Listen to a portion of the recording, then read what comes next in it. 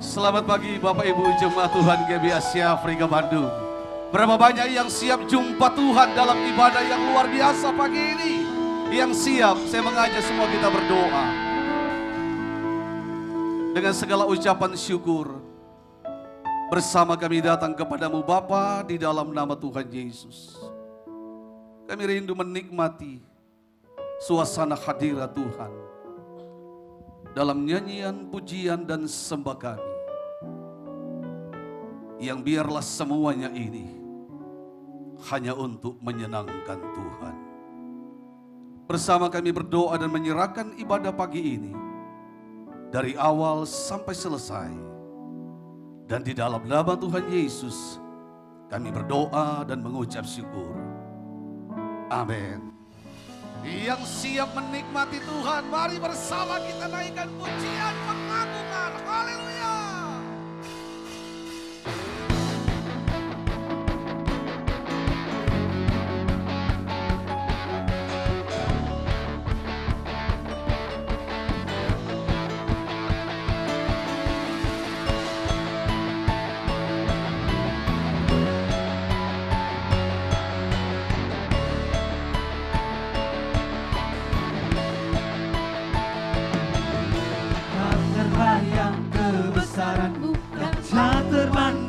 Kekuatanmu Tuhan, Kau megah bagiku. Segenap jiwa dan pengharapan Aku serahkan untuk rencana-Mu Tuhan, Kau Raja atasku. Hanya Kau yang layak ditinggikan.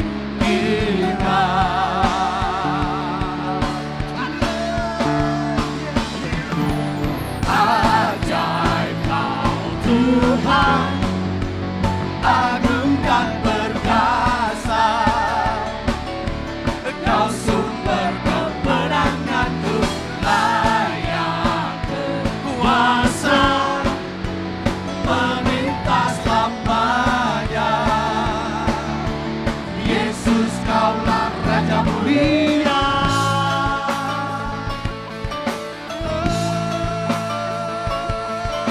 Tak terbayang kebesaran-Mu, dan tak terbanding kekuatan-Mu Tuhan, Kau megah bagiku. Bersama segenap jiwa dan pengharapan aku serahkan untuk rencana-Mu Tuhan, Kau Raja atas hanya Kau yang layak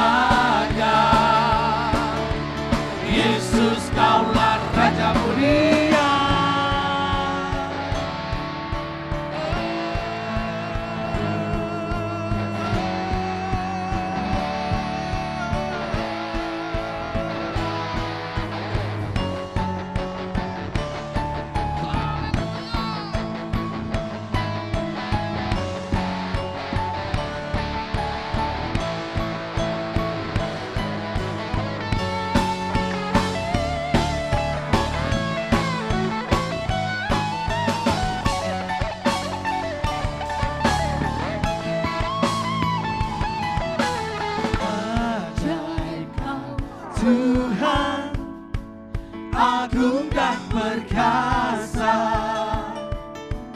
Kau sumber kemenanganku, layak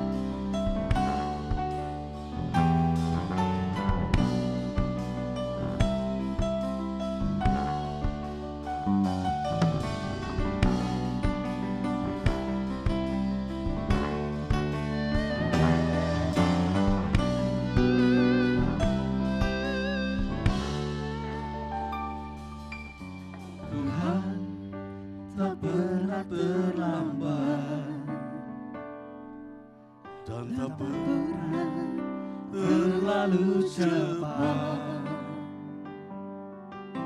Tuhan selalu tepat waktu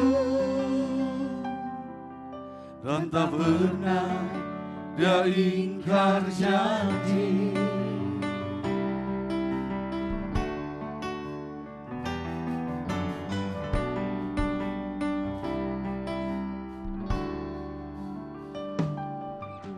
Tuhan tak pernah terlambat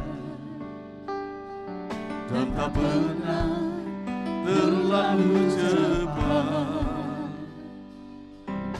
Tuhan selalu tepat waktu dan tak pernah Dia ingkar janji. Kuasa-Mu sungguh tak terbatas, keajaiban-Mu tiada batas. Kasih-Mu tak terselami, aku kan bersandar dan mengandalkan-Mu, Yesus. Kejayaan-Mu tiada batas, kebesaran-Mu tiada batas. Sebab bagi-Mu Tuhan tiada yang mustahil, ku aman dalam-Mu.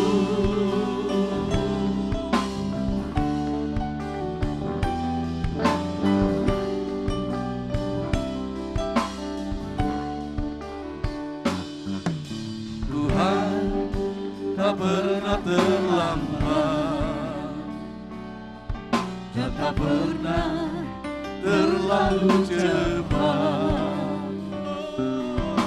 Tuhan selalu tepat waktu dan tak pernah Dia ingkar janji. Bersama katakan kuasa. Kuasa-Mu sungguh tak terbatas, keajaiban-Mu tiada batas. Kasih-Mu tak terselami, aku kan bersandar dan mengandalkan-Mu, Yesus. Kejayaan-Mu tiada batas, kebesaran-Mu tiada batas. Sebab bagi-Mu Tuhan tiada yang mustahil, ku aman dalam-Mu.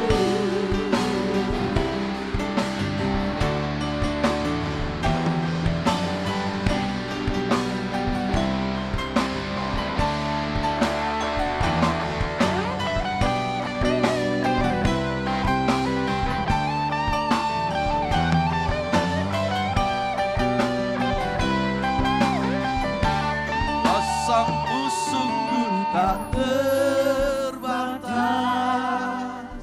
keajaiban-Mu tiada batas. Kasih-Mu tak terselami, aku kan bersandar dan mengandalkan-Mu, Yesus. Kejayaan-Mu tiada batas, kebesaran-Mu tiada batas. Sebab bagi-Mu Tuhan tiada yang mustahil, ku aman dalam-Mu. Kuasa-Mu sungguh tak terbatas, keajaiban-Mu tiada batas. Kasih-Mu tak terselami, aku kan bersandar dan mengandalkan-Mu, Yesus.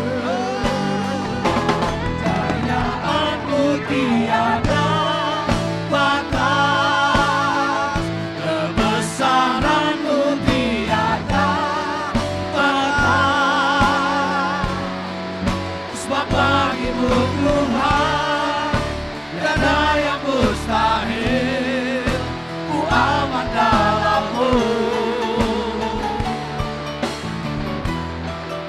Sebab bagimu Tuhan tiada yang mustahil, ku aman dalam-Mu. Sebab bagimu Tuhan tiada yang mustahil.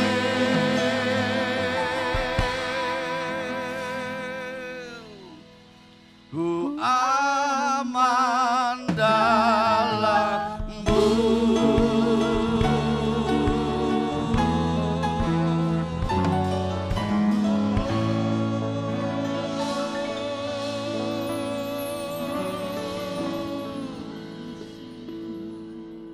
Bagimu segala pujian, bagimu segala hormat, sekarang bahkan sampai selama-lamanya. Tiba saatnya kami siap menerima kebenaran firman Tuhan. Urapi kami semua yang sudah siap, karena kami semua siap untuk diberkati. Dalam nama Tuhan Yesus kami berdoa. Amin. Ya, Shalom Bapak Ibu Jemaat GBI Asia Afrika Bandung yang Tuhan Yesus kasihi. Saya bersukacita hari ini bisa berjumpa dengan Bapak Ibu semua lewat live streaming, lewat pelayanan yang ada di online ini. Saya mengucapkan terima kasih juga buat Bapak Gembala Saudara, Pak Pendeta Willy Natawijaya, dengan pengurus yang ada tentunya. Ya, ini sebuah kehormatan buat saya untuk melayani saudara.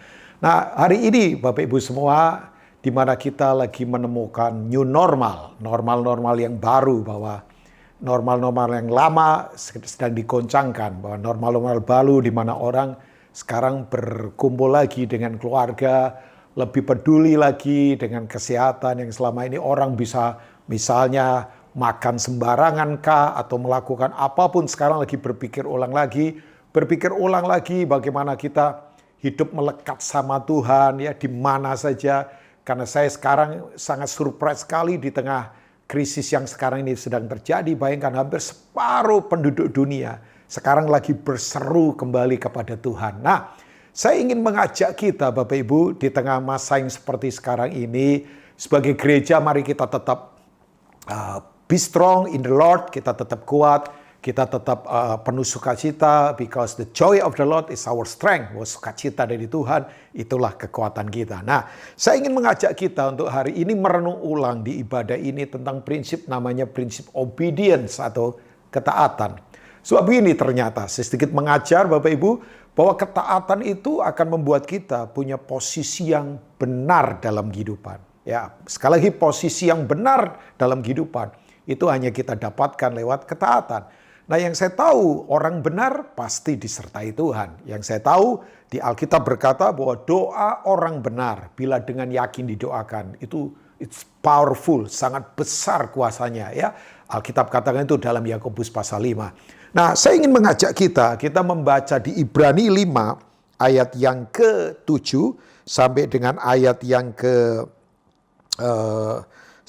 Ibrani pasal 5, saya akan ajak Bapak Ibu semua untuk lihat ke ayat yang ke-7 sampai ayat yang ke-9. Saya akan bacakan 3 ayat buat kita semua. Dalam hidupnya sebagai manusia, ini hidup Yesus sebagai manusia waktu dia jadi manusia. Ia telah mempersembahkan doa dan permohonan dengan ratap tangis dan keluhan kepada Dia yang sanggup menyelamatkannya dari maut, dan karena kesalehannya ia telah didengarkan. Nah, sayangnya terjemahan Indonesia ada kata keluhan. Kesannya itu mengeluh, bersungut, ya.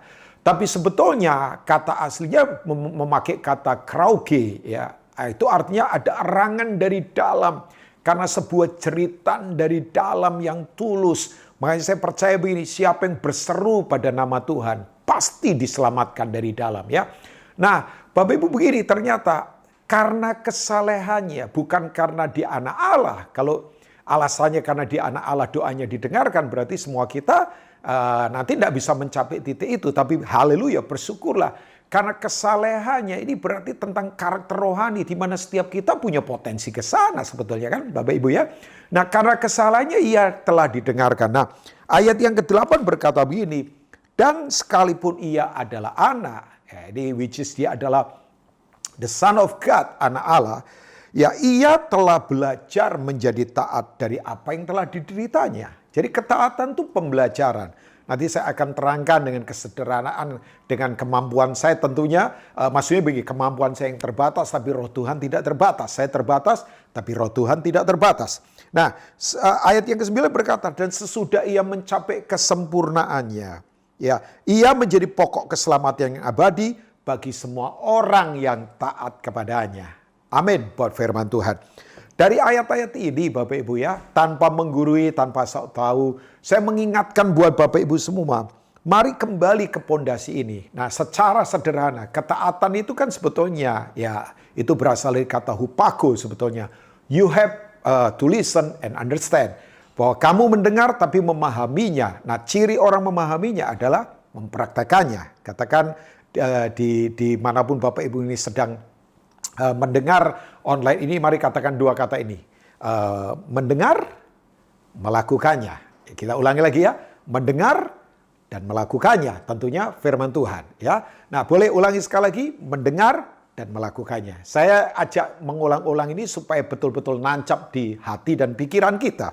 Nah Bapak Ibu ternyata betul. Kata ketaatan itu penting banget. Karena ini akan membuat kita punya pondasi yang kokoh dalam kehidupan. Kalau kita membaca Lukas pasal 6, Yesus sudah katakan, setiap orang yang datang kepadaku, siapa saja, yang mendengar dan melakukannya, ia sama dengan seorang yang mendirikan rumah di atas dasar batu.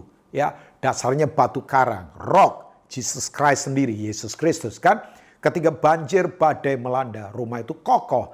Tapi kalau orang mendengar, orang Kristen ini, tapi tidak melakukannya, dasarnya rapuh. Ya, ini disebut dengan dasar pasir sebetulnya. Semua yang berubah.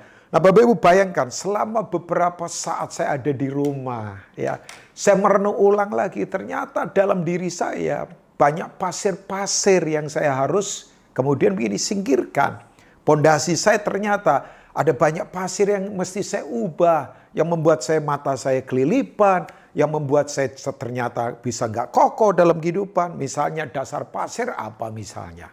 Ya, saya membangun rasa aman saya misalnya sebagai seorang pelayan Tuhan. Misalnya di jadwal pelayanan misalnya. Nah ketika sekarang jadwal kemudian berubah semua. Ya saya menyadari itu karena kondisi.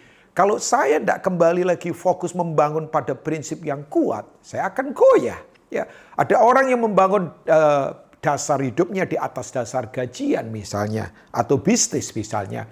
Ketika digoncang maka semuanya berantakan.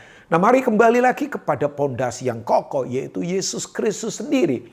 Karena saya yakin dalam Yesus ada persediaan yang tidak terbatas. Di mana Tuhan akan terus kuatkan kita dalam semua musim kehidupan. Ya, amin Bapak Ibu. Nah Bapak Ibu kembali lagi kepada apa yang coba ingin saya sampaikan. Ternyata ketaatan itu punya beberapa, saya sebut ini beberapa level obedience, beberapa level ketaatan. Nah, dari ayat-ayat Ibrani yang kita baca tadi, yang pertama, ketaatan itu berbicara tentang sekolah proses kehidupan. Yang memang di dalamnya adalah ada musim-musim kehidupan yang kita harus jalani. Termasuk adalah penderitaan, proses yang kita harus hadapi. Ya, nah Yesus itu belajar menjadi taat dalam penderitaannya, dalam proses yang dia hadapi sebagai manusia. Nah, saya tahu Bapak Ibu semua, ketaatan itu sekolah kehidupan yang belum selesai sampai kita nanti kembali dipanggil pulang oleh Tuhan tentunya kan. Jadi nggak bisa ada orang berkata begini, saya sudah lulus ketaatan loh. Karena ketaatan selama kita hidup, belum ada graduation-nya, belum ada wisudanya loh bayangkan Bapak Ibu. Ya, ada orang yang berkata begini, usia saya kan sudah senior, saya sudah taat. Enggak. Karena begini, ada orang yang seringkali mudanya benar hidupnya, takut akan Tuhan. Tapi bisa-bisa dalam perjalanannya, kemudian dia misalnya menjadi secara usia sudah tua, dia tinggalkan Tuhan. Kan bisa saja ya Bapak Ibu ya. Jadi ketaatan itu memang sekolah kehidupan yang harus kita jalani dalam proses-proses yang ada memang. Ya, saya tahu sementara Bapak Ibu lagi mendengar ini, ada beberapa yang sekarang lagi menghadapi proses kah, di kesehatan kah, di keuangan kah, di keluarga kah, saya tidak hukum Bapak Ibu, tapi memang kita mesti tetap putuskan untuk ada dalam ketaatan, mendengar firman dan melakukannya. Makanya penting sekali, yuk kita dengar firman hari-hari ini Bapak Ibu. Yuk dengar suara Tuhan. Jangan dengar suara-suara yang lain. Sebab begini, berita atau suara yang kita dengar itu akan menentukan cara hidup kita bagaimana, kekuatan hidup kita bagaimana, ke depan hidup kita bagaimana. Makanya betul, kalau salah mendengar, salah kehidupan, salah kekuatan kita nanti jadi lemah. Tapi waktu kita mendengar firman yang adalah suara Tuhan sendiri, bayangkan.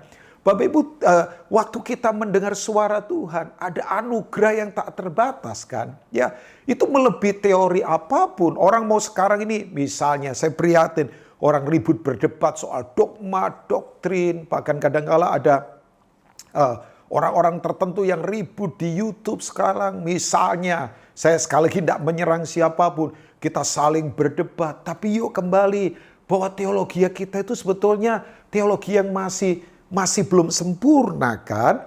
Teologi yang sempurna adalah Injil sendiri, Yesus sendiri. Karena kita, Paulus berkata, kita masih melihat samar-samar saja. Nanti satu kali kita akan berjumpa muka dengan muka. Kita akan wow, ternyata yang kita ketahui terbatas. Ternyata yang saya tahu gak ada apa-apanya ternyata. Makanya saya tidak akan menganggap bahwa hidup saya lebih benar atau lebih hebat dari yang lain. Enggak. Saya tahu ini proses yang sedang kita terus jalani. Nah, ini yang disebut dengan sekolah abadi kalau saya boleh berkata. Ini sekolah terus-menerus Bapak Ibu. Nah, dalam sekolah ini Bapak Ibu ada 2 mata pelajaran kan dalam ketaatan sebetulnya. Yesus berkata dalam Matius 11, dia berkata begini, marilah yang letih lesu dan berbeban berat. Saya nggak tahu dari Bapak Ibu ada yang letih lesu dan berbeban berat. Ya, bukan soal dari pagi kerja keras sampai malam kemudian capek. Tapi ada yang mungkin sekarang ini ya cara-cara beragama kita, cara-cara ibadah kita kok kayaknya juga membuat kita kayaknya nggak ada, misalnya nggak ada jalan keluar. Misalnya cara-cara kita menjadi orang Kristen secara agama ya maksudnya kok nggak membuat kita jadi lega. Yuk Yesus berkata, come back to me, kembali kepadaku, kembali secara pribadi. Kan Yesus bukan bicara soal sistem atau organisasi, tapi pribadi, hubungan intim. Ya, organisasi, sistem itu hanya alat saja itu untuk regulasi kan. Ya, karena pemerintah kita ada regulasi, ada aturan bagaimana kita berkebaktian dan sebagainya, itu regulasi. Tapi ini secara pribadi rohani yuk kembali kepada Yesus. Nah, dia berkata begini, aku akan memberi kelegaan kepadamu, pikulah kuk yang aku pasang. Itu proses kan. Ya, kuk itu adalah, Bapak Ibu kalau tahu, ya ini gambaran 2 lembu yang membacakan, ya gambaran membacakan Bapak Ibu ya. Bahwa ada yang senior dan junior, di mana dipasang kayu untuk kemudian yang junior ini ditrain, dilatih oleh yang senior. Ya, itu bicara penyelarasan hidup, synchronize. Jadi mesti mensinkronisasi lagi kehidupan kita dengan dia. Dan dia berkata begini, belajarlah daripadaku. Muncul kata belajar lagi, sekolah kehidupan ya.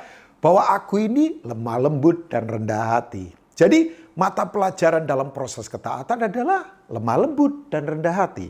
Ya, kita tahu lemah lembut adalah berasal dari kata asli namanya praus kan. Praus itu adalah begini, menjinakkan semua keliaran yang ada di dalam kita supaya ditrain, akhirnya bisa useful, bisa dipergunakan. Ya, ada banyak keliaran di dalam kita, emosi yang liar lah, karakter yang liar. Kita mesti jinakkan dengan cara mentaati firman Tuhan. Ya, saya punya keliaran-keliaran di dalam yang harus saya jinakkan. Kesombongan saya harus jinakkan. Rasa saya bahwa saya egois, saya harus jinakkan dengan firman Tuhan tentunya ya.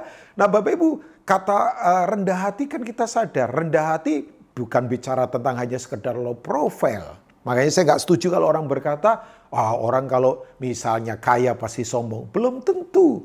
Ada orang yang nggak punya apa-apa, kadang sombong. Karena ini soal kedalaman hati kita. Rendah hati tidak hanya sekedar ngomong low profile, bukan hanya itu. Walaupun orang rendah hati bisa saja low profile. Ya, tapi ini soal kedalaman. Mari recheck yang ada di dalam kita, Bapak Ibu. Ya, bahwa kita menganggap yang lain lebih utama daripada diri kita. Kita harus terus belajar dalam proses ini, Bapak Ibu. Nah, ini waktunya, kalau saya boleh encourage Bapak Ibu, ini waktu yang paling baik. Belajar taat yuk. Ini waktu di mana kita banyak ada di rumah. Ini kesempatan momentum. Jangan kehilangan kesempatan ini. Yuk kita belajar taat. Belajar taat di keluarga. Belajar taat mengelola apa saja yang Tuhan percayakan. Bayangkan, saya sekarang ya hal-hal sederhana saya bisa perhatikan. Ya, saya kalau ngomong begini bukan melo ini Pak Rubin, enggak.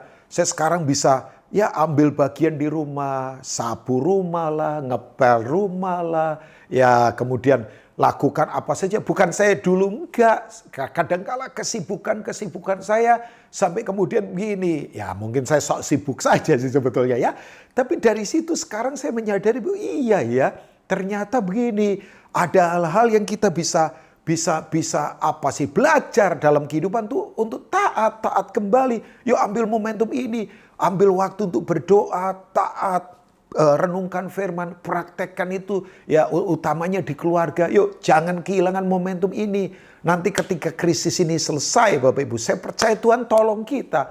Tapi kita belajar apa? Ada orang yang ketakutan terus dari luar, tapi kemudian ketika selesai semua yang ada di luar, tidak belajar apa-apa. Sorry ya, tetap saja curang, tetap saja arogan, tetap saja sombong, tetap saja kepahitan dalam kehidupan. Nah, Bapak Ibu saya dorong jemaat GBI Asia Afrika yang Tuhan Yesus sayangi. Yuk kembali lagi kepada prinsip ini Bapak Ibu. Bangun terus ketaatan yang kuat dalam kehidupan. Nah, Bapak Ibu, misalnya Bapak Ibu, orang kalau rendah hati selalu begini. Misalnya ini, walaupun ini tidak gampang, kita lagi butuh.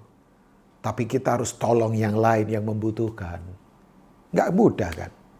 Ya kan? Kita sendiri lagi perlu ditolong, tapi kita mesti tolong orang lain, bayangkan. Wow! Misalnya, orang kalau rendah hati lebih mentaati Tuhan. Ada pintu kesempatan tiba-tiba dibuka.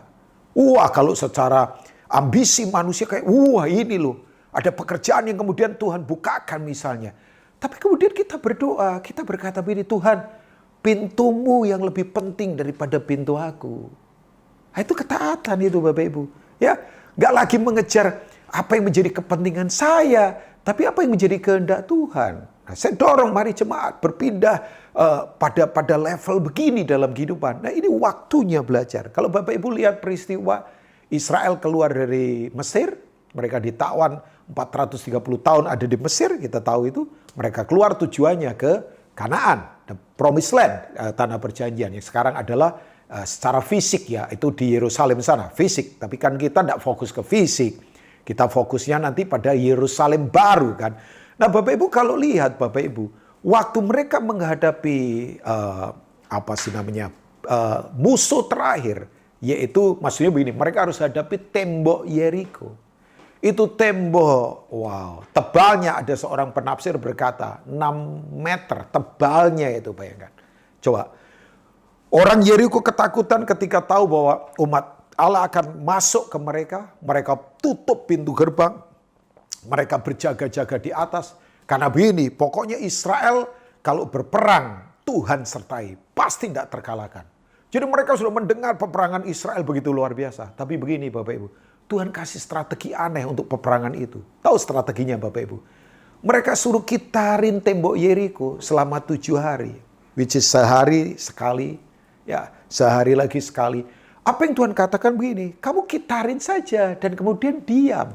Coba bayangkan. Wow, diam tidak gampang. Artinya Tuhan ngomong begini, jangan andalkan apapun, pengalamanmu. Sekarang coba bayangkan, orang mau ngandelin apa sekarang? Ya, semua pertolongan dari luar nggak bisa kita andalin. Kita mau ngandelin apa sekarang? Ya, semuanya sepertinya semua yang dari luar tertutup Bapak Ibu ya. Ya, tapi begini Tuhan berkata, kamu kitarin saja, taati, diam saja, diejek, dicemooh, orang tuding apa saja, diam saja. Bapak Ibu tahu, waktu mereka kemudian lakukan ini. Nah, Dulu saya suka mengajar, Yeriko runtuh karena orang Israel bersorak-sorai. Betul. Tapi begini, sorak-sorai kalau tidak lahir dari ketaatan, ya nanti hanya sekedar kayak kampanye massa saja. Ya, sudah kalau lihat orang-orang demo, kampanye massa, sorak-sorai. Tapi kalau isinya pemberontakan, ya nggak ada apa-apanya Bapak Ibu. Bapak Ibu tahu apa yang terjadi? Begitu mereka bersorak-sorai dan kemudian begini, lahir dari ketaatan. Bayangkan, tembok itu runtuh, bayangkan Bapak Ibu. Nah saya yakin ini, Yeriko apa yang sekarang kita hadapi? Maksudnya tembok apa yang kita sedang hadapi? Dalam ketaatan, itu adalah kekuatan yang tak terkalahkan. Nah saya sekali lagi dorong, yuk Bapak Ibu, ketaatan dalam proses sekolah kehidupan. Lewat proses apa saja, termasuk penderitaan, masalah apa saja yang sekarang orang-orang sedang alami, termasuk krisis yang sekarang ini terjadi. Nah yang kedua, ketaatan sebetulnya berbicara tentang ini dia. Bahwa ternyata satu orang yang taat. Ini saya pakai bahasa ini secara profetik. Itu semesta akan bereaksi. Bayangkan. Jadi waktu ada satu orang taat. Roma 5 ayat 19 berkata, ketaatan satu orang membuat dunia diselamatkan. Yaitu Adam kedua secara manusia, namanya Yesus. Tapi pemberontakan seorang manusia, ya seorang ya yang disebut Adam, semuanya jadi kacau balau. Ya, bayangkan, jadi ketaatan itu pengaruhnya luar biasa. Nah, lawan dari ketaatan adalah jelas ketidaktaatan, yang sebetulnya itu adalah pemberontakan. Apa itu ketidaktaatan? Saya kasih definisi sedikit ya. Punya kemampuan untuk melakukan, punya waktu untuk melakukan, punya alasan untuk melakukan, tapi lebih memilih untuk tidak melakukan. Kok punya waktu Pak? Ya, masih hidup. Kok punya alasan Pak? Ya karena Alkitab perintahkan kan. Ya, Tuhan berkata kasihi, Tuhan perintahkan memberilah, Tuhan berkata ya utamakan yang lain, Tuhan berkata layanilah aku. Itu kan Tuhan punya alasan untuk apa sebetulnya. Itu perlu dibahas di dalam motivasi kita melayani tentunya. Tapi kok punya kemampuan? Oh iya. Sebab begini Bapak Ibu, Tuhan kalau perintahkan sesuatu tidak pernah keluar dari kemampuan kita. Percayalah. Saya kasih contoh. Saya punya anak. Saya tidak mungkin dong suruh angkut karung beras yang beratnya misalnya 2 ton lah. Ya, jangankan 2 ton lah. Misalnya saya suruh angkut dia, ya berat sekitar misalnya 200 kg misalnya. Atau ya nggak mungkin, karena begini, saya tahu dia tidak punya kemampuan untuk angkut seberat itu. Nah, Tuhan tidak pernah perintahkan kita, itu di luar kemampuan kita. Jadi kita ini punya alasan, punya waktu, punya kemampuan. Tapi kita kadang-kala lebih memilih untuk tidak taat dalam kehidupan. Makanya betul Bapak Ibu ya, orang kalau tidak taat, ini dia yang paling gak enak. Tanahnya jadi tandus. Waktu Adam memberontak, ini not talking about religion sebetulnya, but talking about our life. Tidak bicara soal beragama, tapi ini cara hidup. Makanya waktu Adam berdosa, Tuhan berkata, Adam, tanah terkutuk karena engkau. Tuhan tidak pernah kutuk manusia, tapi tanahmu terkutuk karena engkau. Makanya engkau harus pulih, taat supaya tanahmu diberkati. Makanya betul, pria yang taat waktu dia berdoa, tetesan air matanya membuat subur tanah di mana dia berdiri. Jangan lupa itu, haleluya. Nah, Bapak Ibu tahu, tanah bicara teologi penghasilan. Kantor kita di atas tanah, aktivitas kita di atas tanah, rumah kita di atas tanah. Ya kan? Oh kita ngomong begini, Pak, saya tinggal di apartemen lantai 40 karena ada di atas. Ya, tapi kan bawahnya tanah. Masa kita mengawang-awang di udara kan? Weh, bahaya itu kan? Nah, tanah hidup kita pasti diberkati ketika kita taat. Nah Bapak Ibu yuk, taati firman Tuhan untuk kita terkoneksi menemukan hal-hal ilahi. Saya yakin ini waktunya gereja akan menemukan semua potensi-potensi ilahi yang tidak terbatas. Ya, potensi-potensi hikmat Tuhan yang tidak terbatas. Apa itu hikmat Tuhan?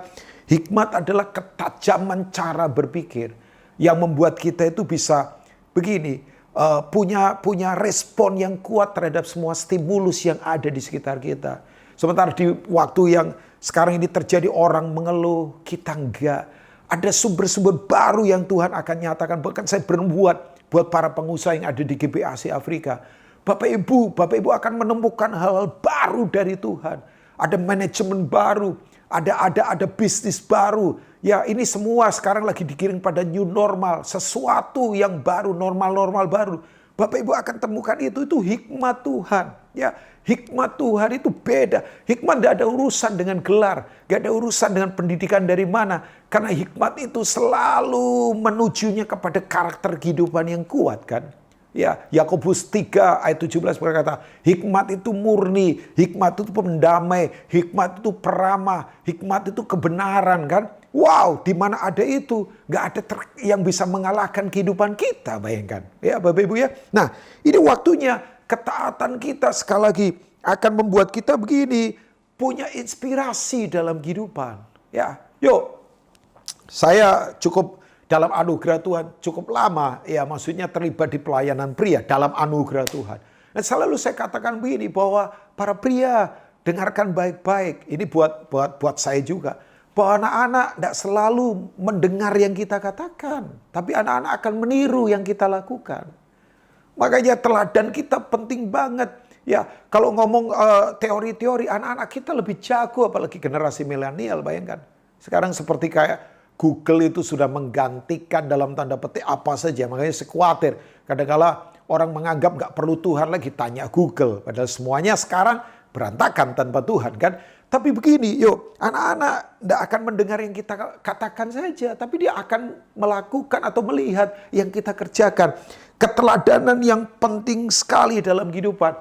Nah, kalau kita punya inspirasi dalam kehidupan Bapak Ibu, hidup akan berbeda Bapak Ibu ya.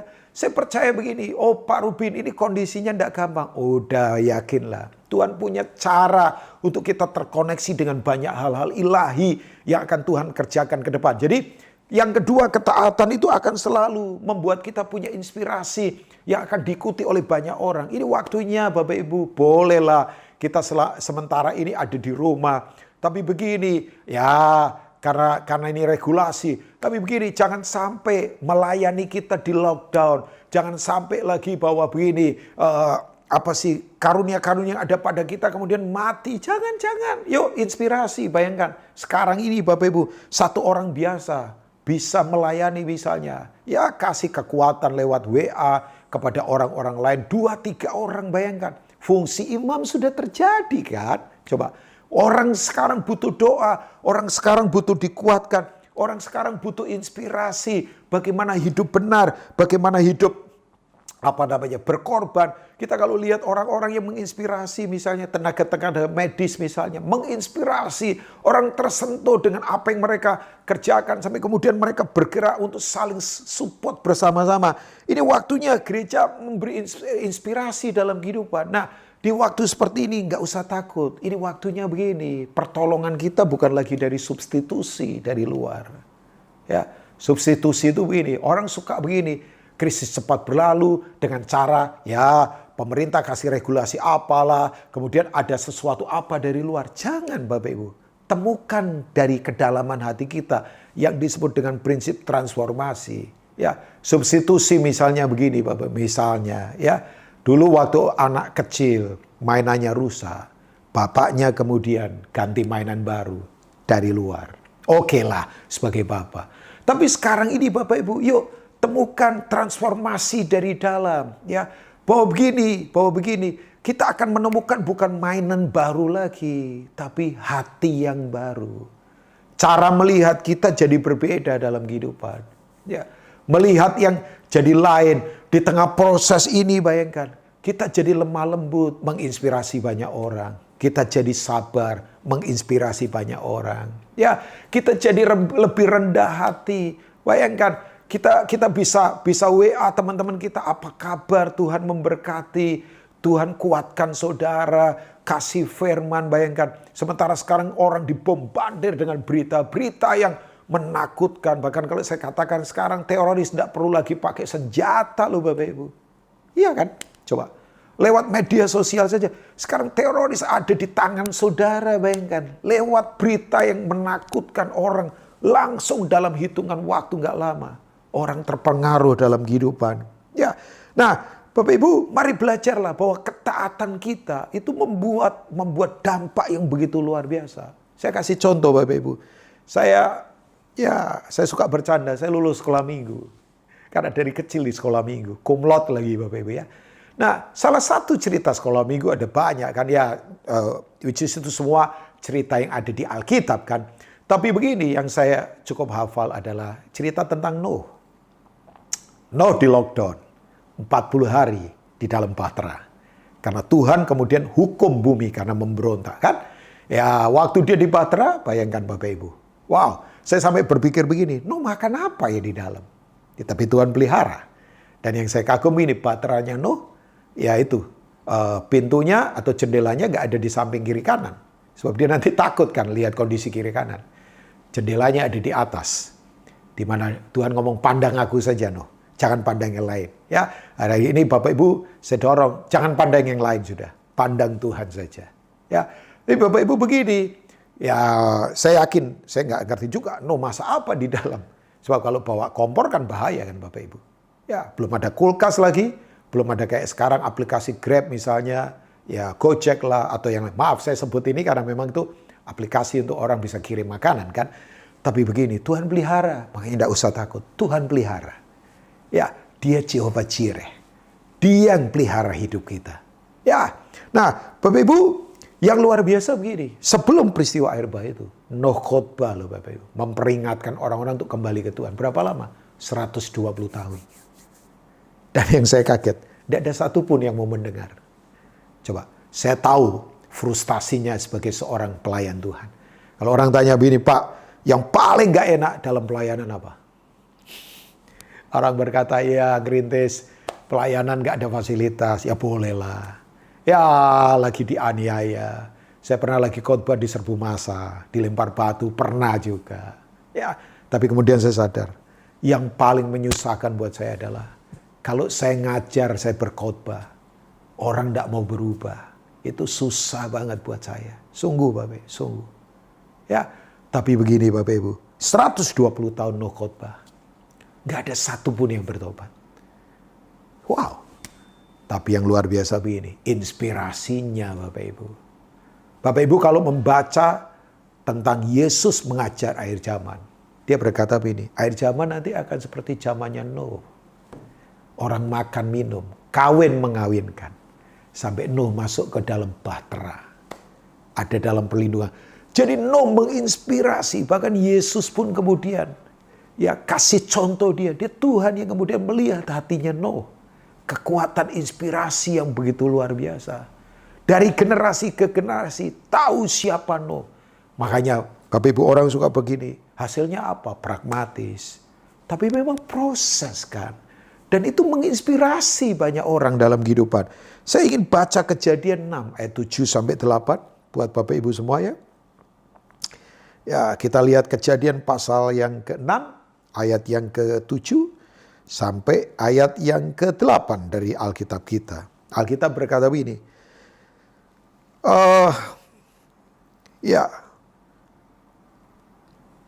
Kejadian 6 ayat 7 sampai ayat yang ke-8 ya.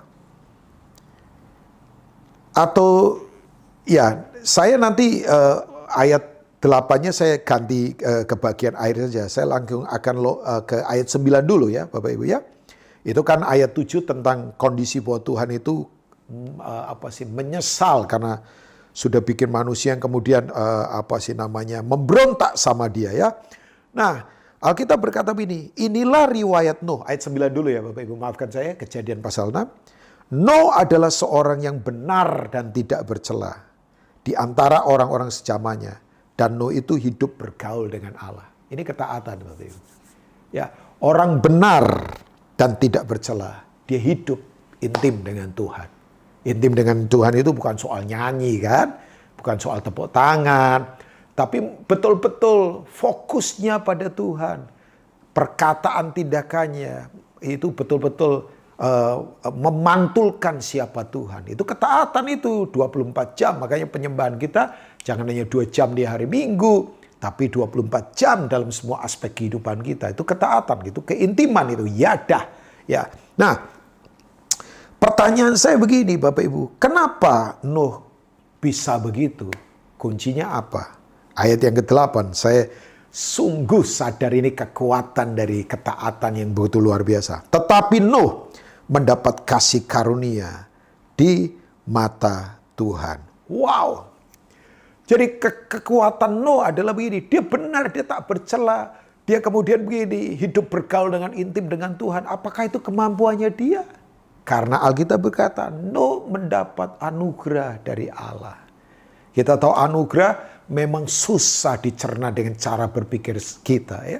Anugerah itu begini, Tuhan kasih kemampuan buat kita. Untuk kita mampu melakukan yang kita tidak mampu. Saya sadar saya tidak berdaya Bapak Ibu.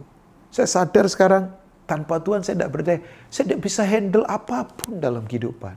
Tapi Bapak Ibu tidak usah takut. Orang kalau sungguh sadar tidak berdaya, di situ ada Tuhan. Maaf ya, orang yang rasa masih mampu, sombong. Wow. Tuhan tidak suka yang begitu. Mari sadar kita nggak berdaya. Kita butuh Tuhan. Ini waktunya berseru sungguh-sungguh yang tadi saya katakan di awal. Separuh lebih penduduk dunia lagi berseru pada Tuhan. Sadar, kita butuh anugerah. Nah kembali lagi, saya tidak ingin kemana-mana. Bahwa ketaatan kita akan menginspirasi banyak orang Bapak Ibu. Yuk, sekarang ini istri kita butuh teladan dari para suami. Ya, coba ibu-ibu, anak-anak kita butuh teladan dari kita. Orang di sekitar kita butuh diinspirasi. Ya, orang bangsa kita sekarang butuh orang-orang yang punya kekuatan inspirasi. Bayangkan sekarang ini, semua posisi kedudukan, semua goncang semua. Ya sekarang, kita mau ngandelin apa? Ya, mari ada kekuatan inspirasi di dalam kita. Di mana kita tetap akan hidup dalam anugerah Tuhan tentunya ya. Nah kembali lagi saya ingin menutup dengan level berikutnya kan. Nah Bapak Ibu yang ingin saya coba sodorkan buat Bapak Ibu adalah begini. Ketaatan kita ternyata yang ketiga itu akan, nah ini luar biasa. Menghukum semua kedurhakaan, kejahatan dari kegelapan. Ya, kita ini sekarang ada di masa peperangan rohani yang gak main-main. Ini bukan lagi persiapan perang secara rohani ya saya bilang ya. Ini adalah memang betul-betul ini masa spiritual warfare, peperangan rohani yang luar biasa. Bayangkan. Ya, saya sekarang melihat ini baru krisis. Ya, saya kalau bilang baru itu bukan menyepelekan Bapak Ibu. Sekarang lagi orang goncang di mana-mana. Yang saya kemudian pikirkan nanti ke depan. Kalau krisis begini, maka akan terjadi begini sebetulnya. Resesi di mana-mana. Kita lihat sekarang banyak pabrik, company goncang, perusahaan goncang. Ya, tapi yang lebih nanti ke depan lagi, banyak orang yang mungkin bisa depresi dalam kehidupan. Nah, maksud saya begini, kita ada di masa di mana pertempuran betul-betul nyata. Tapi saya beritahu, gereja tidak perlu takut. Kita punya panglima bala tentara surga yang hebat. Jehovah Sabaoth. Itu kata itu muncul di Alkitab misalnya. Waktu Yesus lahir di Bethlehem. Ya, itu kemuliaan bagi Allah di tempat yang maha tinggi. Ya, di antara semua manusia yang berkenan di hadapannya itu muncul bala tentara surga di padang Efrata. Wow, itu kekuatan surga turun begitu luar biasa. Ada bantuan surga yang tak terbatas dalam hidup kita. Percayalah Bapak Ibu. Tapi kan kata Jehovah Sabaoth juga muncul waktu seorang muda yang belum punya posisi. Namanya Daud. Ya, Alkitab berkata wajahnya kemerah-merahan. Tapi tahu Bapak Ibu, makanya saya katakan ya, tidak perlu jadi raja dulu untuk bisa taklukkan Goliat, raksasa. Banyak raksasa yang kita hadapi. Tidak perlu jadi raja dulu untuk kalahkan raksasa. Kadang-kala orang jadi raja, orang punya posisi hebat, tapi ternyata banyak raksasa yang menumbangkan dia. Raksasa korupsi lah, raksasa hawa nafsu lah, atau raksasa keegoisan kan. Tapi coba bayangkan, anak muda ini senjatanya apa? Ya senjatanya pakai itu kan, ketapel kan bahasa saya ya. Ya ketapel bayangkan. Senjatanya apa? Meriam kan enggak. Maksudnya pakai senjata apa? Batu kecil. Itu gambaran seperti Matius pasal 16. Petrus di atas batu kecil ini, Petros. Ya, tapi kita punya batu besar, rock, Yesus, batu karang yang kuat, bayangkan. Ya, di atas batu kecil ini, ya gereja berdiri. Tapi begini, kan kita punya batu karang yang kokoh. Masih begini, waktu Tuhan ngomong sama Petrus, di atas pengenalan yang benar, di atas batu yang kokoh itu, bayangkan. Sekali lagi, Petros itu artinya batu kecil, ya. Kita mungkin kecil, tapi kita seperti batu karena kita memang kita berasal dari batu karang yang kokoh, yaitu Yesus sendiri.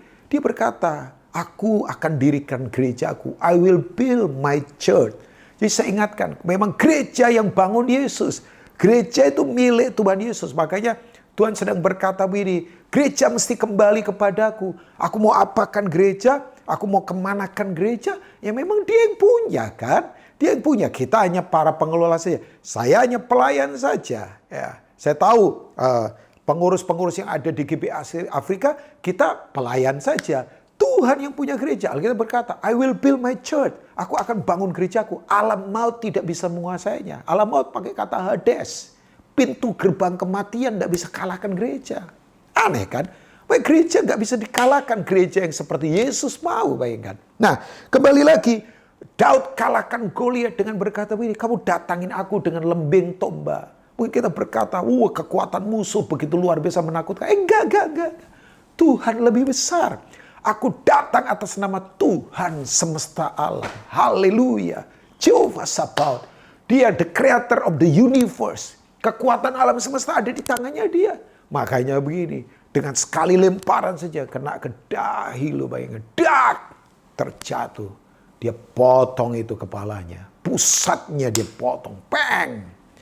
Semua selesai, bayangkan. Nah, Alkitab berkata, saya tutup dengan 2 Korintus 10, ayat yang ke-6. Di 2 Korintus pasal 10 ayat yang ke-6, ini yang Paulus katakan kepada jemaat di kota Korintus kan. Ya.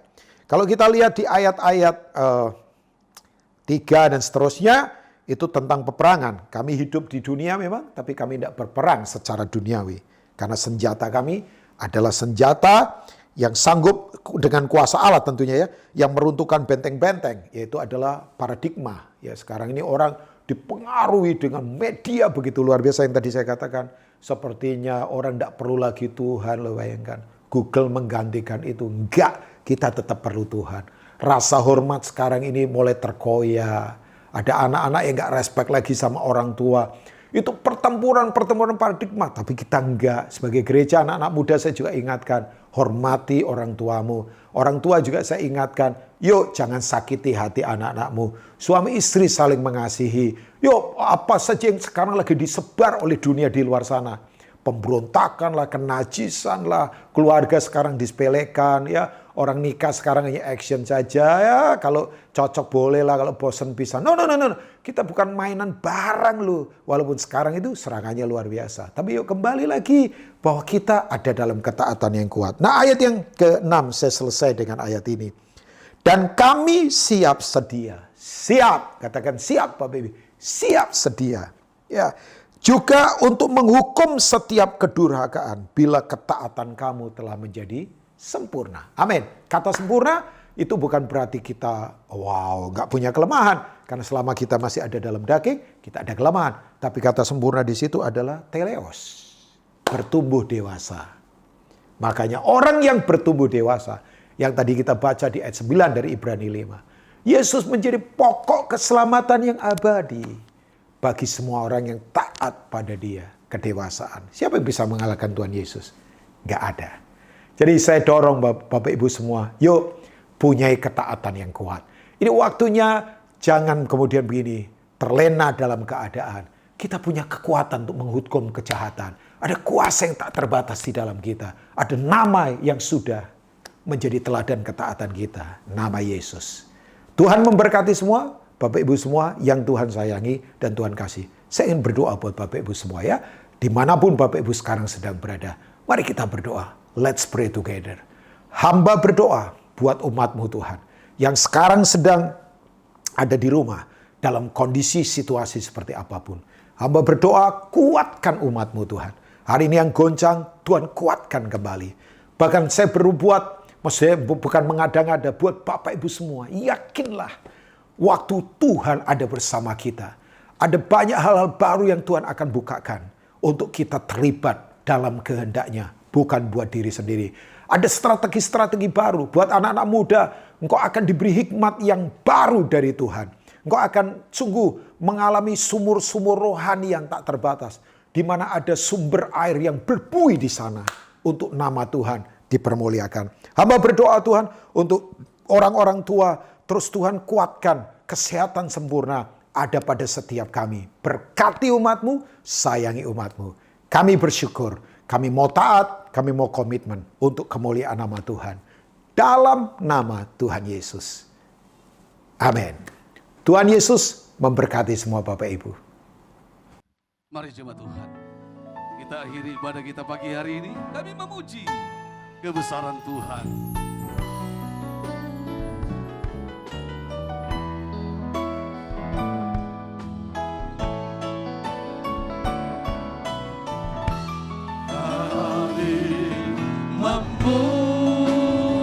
Memuji kebesaran-Mu,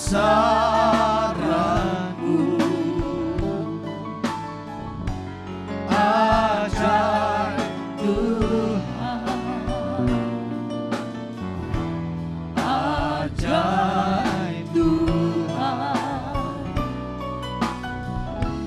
Kami memuji kebesaran-Mu, ajaib Tuhan,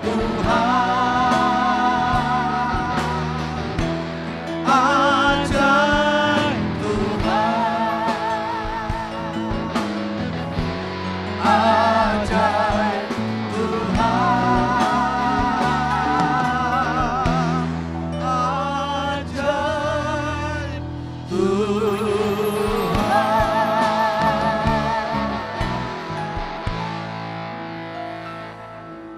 Mari Bapak Ibu semua yang dikasihi Tuhan, kita akan berdoa bersama-sama untuk menutup ibadah online pada hari ini. Bapa, kami bersyukur kalau Engkau sudah menyertai ibadah online ini dari awal sampai selesainya. Terima kasih untuk pujian penyembahan yang kami percaya naik di hadapan-Mu sebagai persembahan yang harum di hadapan-Mu. Juga untuk kami bisa memberikan persembahan kami untuk dipakai buat kemuliaan nama-Mu saja.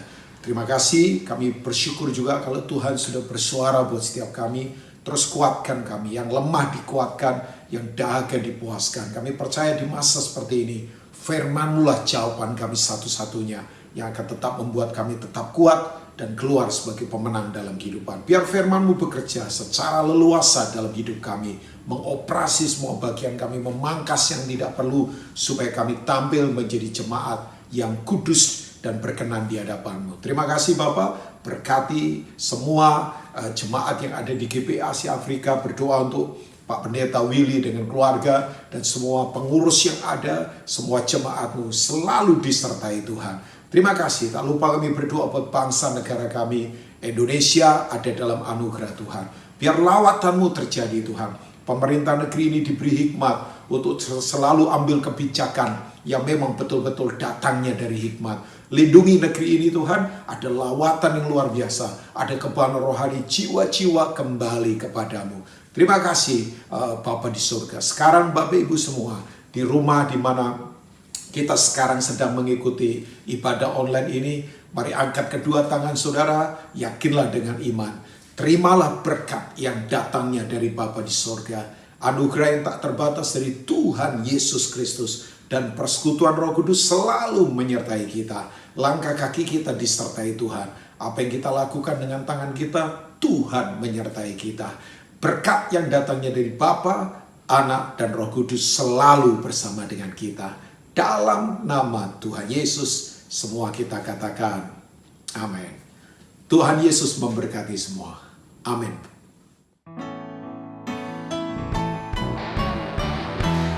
Terima kasih Yesusku, terima kasih Yesusku, puji syukur hanya bagi Tuhanku. Terima kasih Yesusku, terima kasih Yesusku. Puji syukur hanya bagi Tuhanku.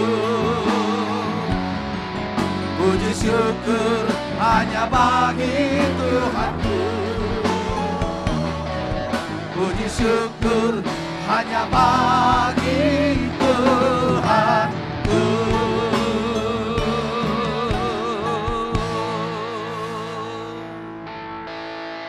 Ibadah kita selesai. Selamat berhari Minggu. Tuhan Yesus memberkati. Amin.